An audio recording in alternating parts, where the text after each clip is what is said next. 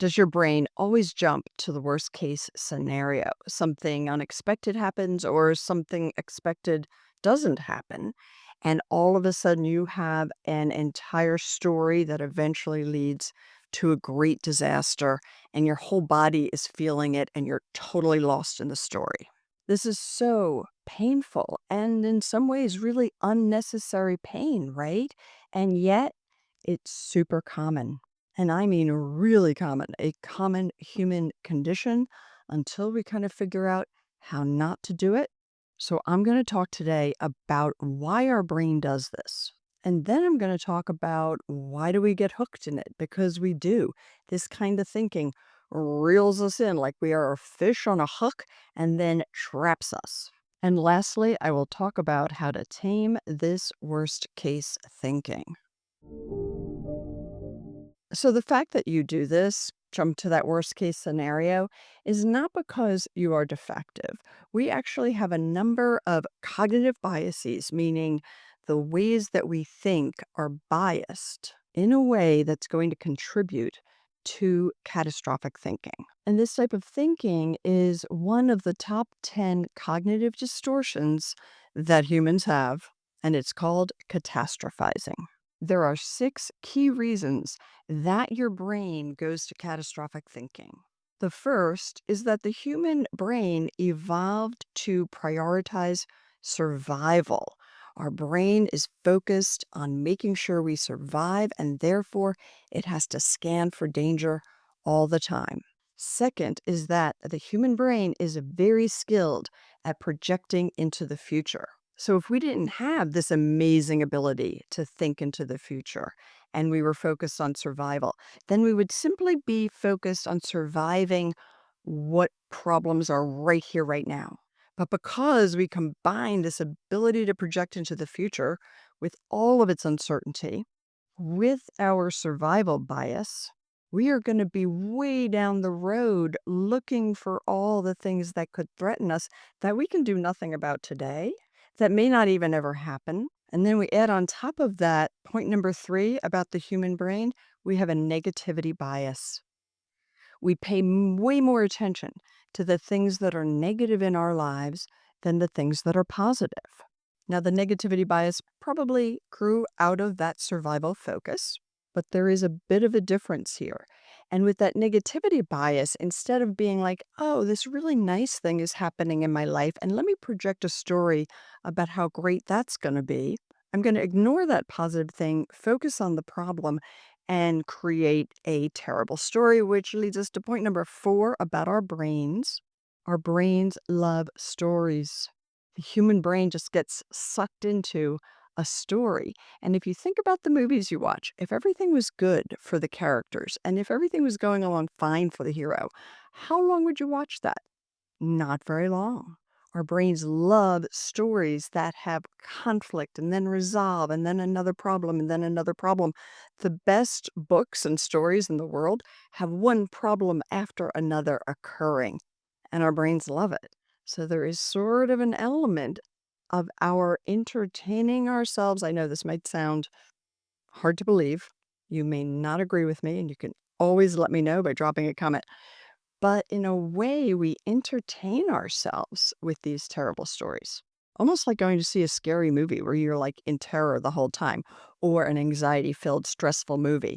And then you leave it and you're like, oh, why did I go see that, right? Some people love them, other people are very sensitive to them, but we do it to ourselves. We don't even have to go to the movie theater. Number 5 thing to keep in mind about your brain is that superhighways get created. The neurons, a neuron is a brain cell, the neurons that talk to one another in the brain begin to talk to one another faster and faster. And actually, the pathways between them get myelinated. A sheath forms around them so information can flow from this part of the brain to that part of the brain to that part of the brain really fast if we do something over and over. So if our response to a surprising event is to go to catastrophizing, that's going to become a superhighway. Or maybe catastrophizing comes up for you with regard to work issues. And then that's what's going to happen when you get triggered With a work issue, there might be certain behaviors you do, there's certain feelings you have, and all of that gets connected. Good news, this can all be rewired, but we're going to get there. All right, last point to keep in mind about the human brain.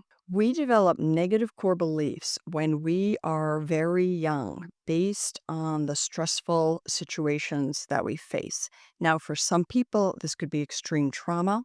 For others, it could be like little t trauma, neglect, ongoing kind of low level stressors all the time. But I've never met anyone who did not have some type of serious stress as a kid. We all hit major stressors that in some way or another change our beliefs about ourselves. And those beliefs could be something like, I'm powerless, I'm not safe, I'm in danger, other people are dangerous, nothing ever works out for me, I'm always unlucky, people don't like me, my needs don't matter, I'm not worthy, I'm not lovable. All of these things can arise from traumas, big T or little t traumas in childhood, and they get deeply ingrained in the brain. And these negative core beliefs are probably part of the theme of what you catastrophize about. And these negative core beliefs are also myelinated with all the other stressors and responses to situations. Okay, so this might all sound hopeless, but it's not. Before I go to the solution, I want to talk about why we get hooked, and I'm going to provide you a bunch of resources, okay?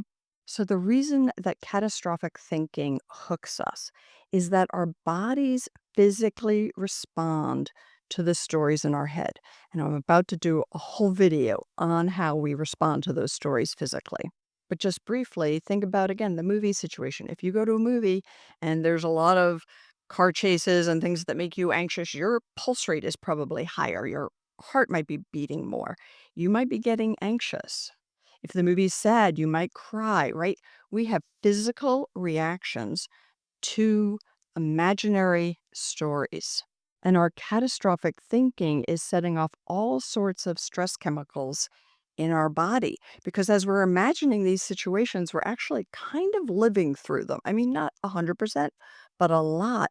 And the physical responses we're having are very similar to what we would have if it was actually happening. So those physiological feelings of anxiety then tell your brain, yes, you do have to worry about this. Yes, you do need to fight, flee, freeze, panic, run away. Your body, your physical body contributes to the thought pattern and makes it get worse. And then the behaviors you engage in, whether they maybe are avoidant or compulsive, right? Those are usually the two ways people go with behaviors driven by anxiety. And either of those two, avoidance or compulsive behaviors, will contribute to the cycle and make it worse. So, as you begin to practice some of the things I'm about to cover in the taming this kind of thinking, one of the first ones is the awareness and the understanding of your own cycle, your own anxiety cycle of how this is impacted. So, as you're investigating this, keep in mind this cycle, and I'll show a picture of it here. But basically, your thoughts impact your feelings and your behaviors. Your feelings impact your thoughts and your behaviors impact your thoughts and your feelings. So when people say it's all about your thoughts, not really. And sometimes we can't control our thoughts, right? If you've had that experience, hit that like button, give me let me know. But yeah, we can't always control our thoughts.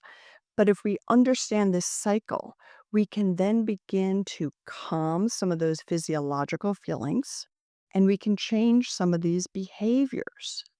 And all of it can start the cycle in the other direction. We can start the cycle of calming ourselves down, which will calm down the catastrophizing.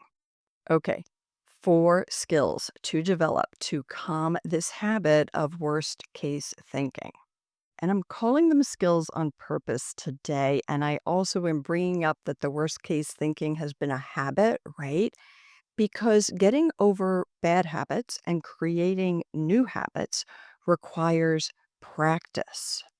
So, all of these things will require practice. They will be hard at first, they will sometimes be boring. But as you practice them, they will become more accessible to you, particularly when you are in those kind of amygdala hijack moments. And I think it's really helpful to think of these as practices to develop skills. Okay, number one skill is awareness.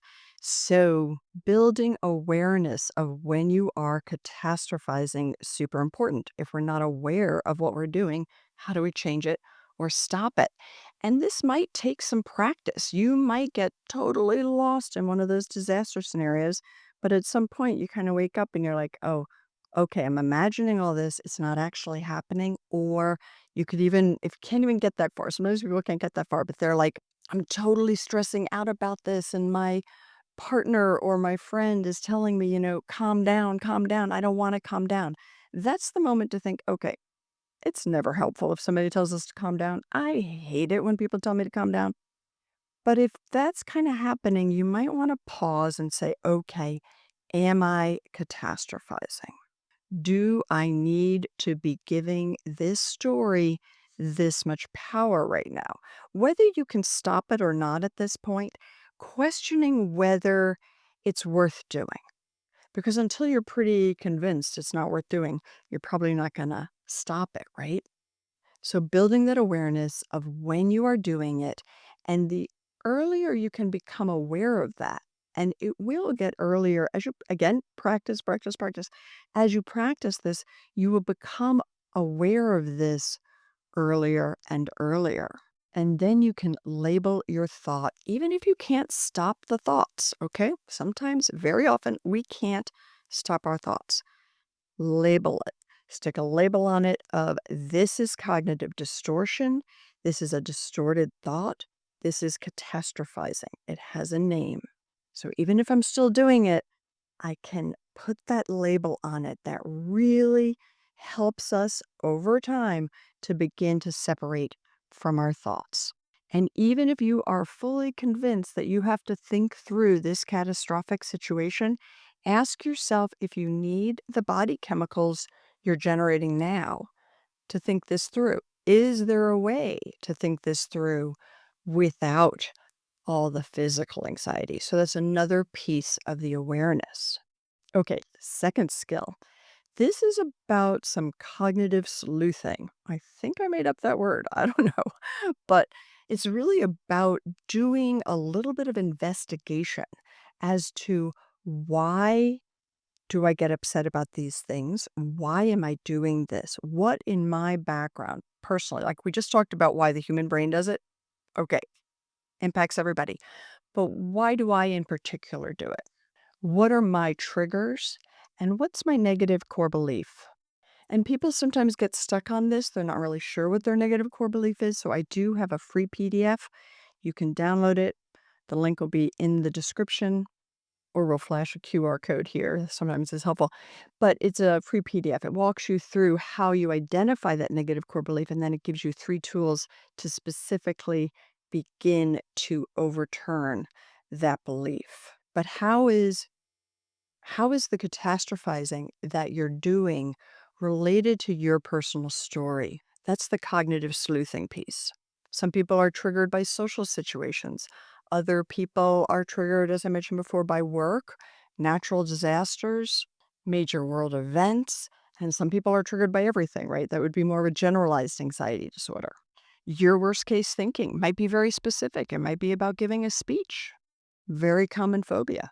It might be more related to health anxiety. Whatever it is, really looking into what your triggers are and why you have them. Okay, skill number 3 is about challenging that story. So you have this catastrophic story. You could even take a minute, write it down, write the major events down. Now I'm going to give you a couple of methods of challenging this story, and the last one is my favorite. But as you jot these pieces of the catastrophic story down, just ask yourself out loud if you can, or write it, is this actually happening? What's the certainty that this will happen? Is there anything I can do about this now? And if there's a problem in your life, there probably is something you can do about the problem you're having now, but highly unlikely to do anything about all the problems created in your catastrophic story. So, really bringing it in, what can I do now? And then that leads to, what are some other pathways this story could take? So, I frequently recommend that people come up with a different story that has a really positive ending and then a different story that has a neutral ending. Because honestly, a lot of stuff in life ends up being, kind of good, kind of bad. This thing happened that was good. This thing happened that was bad. So have the story end neutrally. And if you can journal, and remember, this is a practice, we're practicing here. So using tools like journaling or writing or using the audio app on your phone, but somehow coming up with a structure to begin to question these stories, think through different endings, and then bring it all back to the moment. What can I do now? Okay, so the fourth skill to develop is behavior change, changing the behaviors that tend to go with your catastrophic thinking and that contribute to the myelination in that brain. We want to rewire it. Behavior is one of the best ways to do it. So if we go back to that cycle, right, of the catastrophic thinking to the physical feelings to the behaviors, the first skill I talked about today, that awareness, is sort of being aware of this whole cycle, the awareness of how this cycle interacts. And then the focusing on the catastrophic thinking is focusing on the thinking part of this cycle. So now we're going to move to the behavioral part of this cycle and develop skills to try new behaviors. And sometimes a new behavior is not engaging in a compulsive behavior. So, for an example, you have health anxiety and you're always on the internet Googling different health problems, or you feel something in your body and then you Google it and then you go down a whole rabbit hole of what the possible disease could be. That's a behavior. It will require you to stop that behavior to really get better, because these compulsive behaviors contribute to this cycle mainly because they give you momentary relief. Momentarily, you feel like you're doing something, but you're really not doing anything. But that momentary relief then contributes into the cycle and then keeps you stuck. And the same thing with avoidance. You're having panic about having to give a talk at school. So you call in sick. That's avoidance. And that you might like when you call in sick and you're like, oh, phew, that was the right thing to do. You're reinforcing to your brain that avoiding it is the right thing to do, which is also reinforcing to your brain that this is terribly scary and needs to be avoided. So that's why that temporary relief keeps the cycle going. So instead of avoiding, the behaviors that will need to be developed are to do the thing. So to do the thing if you're avoiding it, and to not do the thing if you are compulsively doing it. So as you think through this CBT cycle of how thoughts impact your behaviors and feelings and how behaviors impact your feelings and your thoughts, you can actually put a behavior like diaphragmatic breathing in place, which immediately impacts your physiology. Our physiologies can change very quickly, actually, if we change how we breathe and what we're doing. So, really learning diaphragmatic breathing is a great tool for cutting into this cycle and changing it. Now, people try to diaphragmatically breathe when they're in the middle of an amygdala hijack. It generally doesn't work all that well at that time. I recommend to people that they really learn diaphragmatic breathing, like truly how to do it. So it's a very even inhale in and a very even inhale out. So it's not like a deep breath and a quick exhale. It's a slow, even way of breathing, which is expanding your lungs, which pushes down your diaphragm and your stomach out. I have a whole video on it. I will link it. I think it's here. And practice this 5 minutes a day, 3 times a day. Yep, every day. Do it for 2 weeks. See if it is making any difference. Then do it for another 2 weeks and another 2 weeks. Again, this is about habit formation. And we want your automatic way of breathing to be diaphragmatic. Diaphragmatic breathing can be about alert but relaxed. Rather than alert and stressed or relaxed and passed out asleep, we are looking for that in between, the alert but relaxed. And yes, it is possible. And again, this is where that whole habit formation thing comes in because, yeah, sure, okay, setting your alarm 3 times a day to practice diaphragmatic breathing, that can feel a little boring, can feel like it's interrupting things. But what's more important than feeling better, than not having all this anxiety all the time? And again, this is also about a delayed return, right? I talked about delayed return environment in one of my recent videos. We don't get the return immediately. Like, yeah, okay, immediately might make you feel a little better, but overall you're going to be like, "Ugh, so tired of hearing about diaphragmatic breathing." But practice it because it's like if you do one push-up, nothing changes. If you do 10, okay, that's better, but you need to do 10 a day for 10 days, then 20, then 30. Yeah, habit formation. I just read James Clear's book on atomic habits, and really, I thought there was some brilliant stuff in there. So I recommend it, and I'll drop a link to it in my description. But he talks a lot about how developing good habits is boring and the return is delayed. And I really think that's good to keep in mind. In fact, maybe I'll do a quick video on habits for anxiety reduction. Okay, so getting back to this skill, how do you change the behaviors or the lack of behaviors that are tied to this cycle for you? So this goes back to the awareness. What is your cycle? And then awareness of which behaviors might be compulsive or avoidant or just not helpful. And what can you do differently? Taking a walk, talking to somebody, listening to a podcast, diaphragmatically breathing, getting some exercise, right? All the typical suggestions you've heard before. All right, just summarizing here. If you catastrophize a lot, not something wrong with you. It's a very common human phenomena supported by what's happening in our brain. We get hooked because of all of those anxiety chemicals, as well as that story, our love of story. And the 4 skills to develop are the awareness that you are catastrophizing, the awareness of your own personal triggers and negative core belief, the challenging of the catastrophic story and the changing of the endings. And number 4, developing the skill of behavior change. So if you did get value out of today's video, I'd really appreciate it if you hit that like button. Send me any questions or comments you might have. Subscribe to my channel if you're not subscribed, and I look forward to seeing you next week.